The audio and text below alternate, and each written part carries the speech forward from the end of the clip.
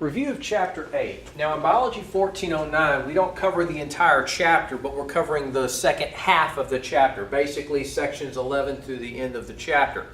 Now the earlier sections, which were covered in Biology 1408, discussed mitosis and ordinary cell division. Now mitosis and ordinary cell division involves a cell replicating itself into two cells that are identical to each other and identical to the original parent cell.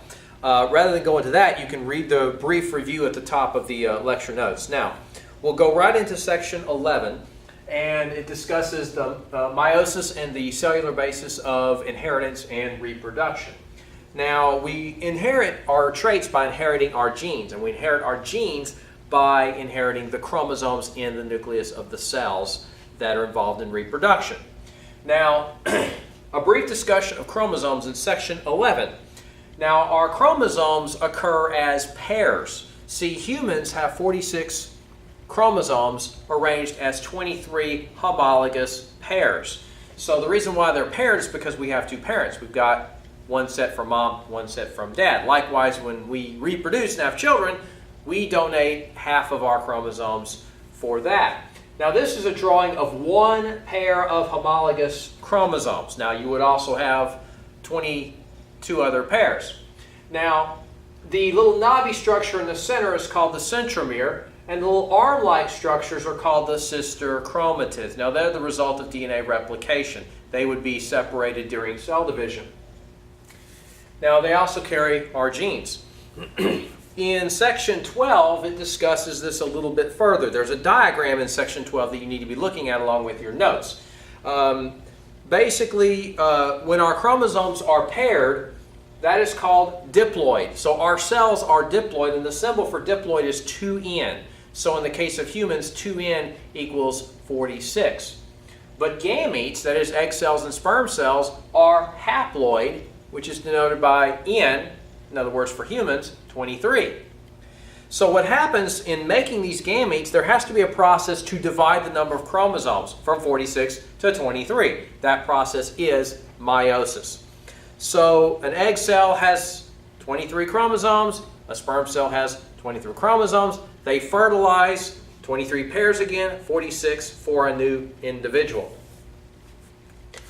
Now section 13 is rather lengthy in your book. Stick to what I cover in the notes and pay particular attention to what's going on in the chromosomes. By the way, one thing I need to mention more about chromosomes is that you have 23 pairs of chromosomes. 22 of those pairs are called autosomes, and one pair are sex chromosomes, XX and XY. Females have XX, males have XY chromosomes. Now, back to meiosis. Stages of meiosis. Meiosis is a little different from mitosis in the following ways. You've got two cell divisions, meiosis 1 and meiosis 2. You start off with one diploid parent cell, and when you're done, you end up with 4 haploid daughter cells. Now, these daughter cells are not genetically identical to the original parent cell, nor are they genetically identical to each other. So in this diagram here, we start off with the diploid parent cell. Now in this case, I'm showing you only one pair of homologous chromosomes, in which case I've colored one blue and one red. Now in prophase 1 of meiosis, the homologous pairs of chromosomes come close to each other and switch pieces. That's called crossing over, and you'll notice that the colors are a little different right here. Metaphase 1 is next. That involves the chromosomes lining up in pairs. Okay? Anaphase 1 involves the pairs being separated. And then you have the cell division. So after meiosis 1, that cell has divided into two cells, but we've already separated the pairs. The cells are now haploid. But they have to divide again to separate the sister chromatids. That's what meiosis 2 is for. So during metaphase 2, the chromosomes line up. During anaphase 2, the sister chromatids separate. And after the second cell division, you now have 4 haploid daughter cells. And if you look at the colors here, you notice that no two are exactly alike. So be sure to study your notes in conjunction with your book on this.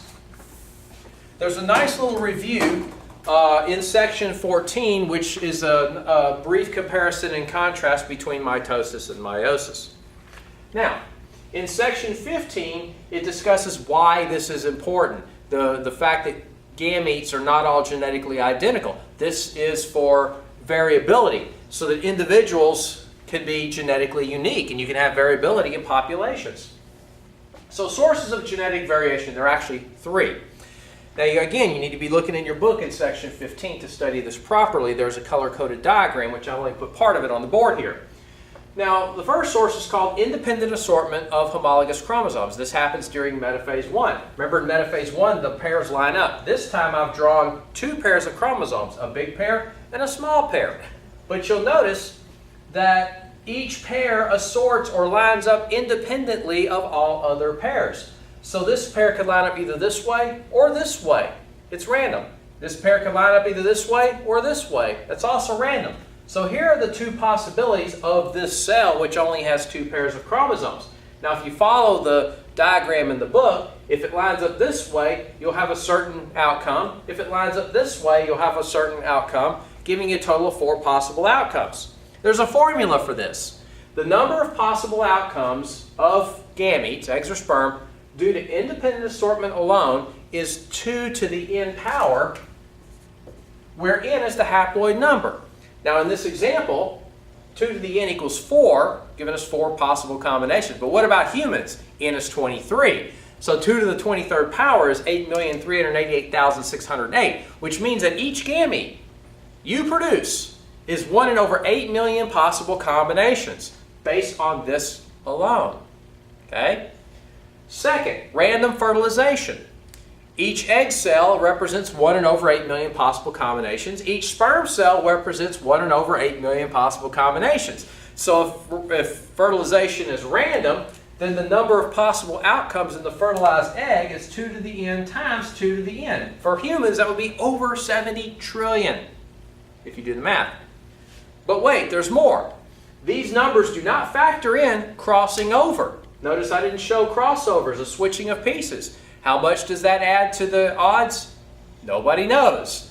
But the odds of 2 people being genetically identical other than identical twins are hundreds to trillions to 1 at least. So I'll stop the video and we'll have part 2 next.